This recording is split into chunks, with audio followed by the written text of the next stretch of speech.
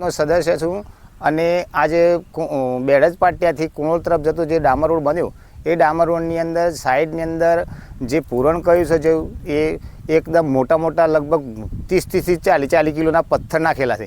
એ પથ્થરની અંદર કોઈક સાઈડ લઈ ગઈ કદાચ એક્સિડન્ટ થાય એનો જવાબદાર કોણ? બીજો નંબર એને એ લોકોના જે કોન્ટ્રાક્ટર વગર ગમે તે હોય બરાબર એમને જે પૂરણ કરવામાં એને અમુક મોરમ નાખવાની આવતી હોય એ મોરમ અને એ લોકો પૂરી નથી. બીજો નંબર એ આજે જે કર્યું છે એમાં બી ઢગલા પડ્યા છે, સરખું પૂરણ કર્યું નથી. આવું છે અને વ્યવસ્થિત કામ થાય એ આ બધે આપણા કહીએ છે બરાબર.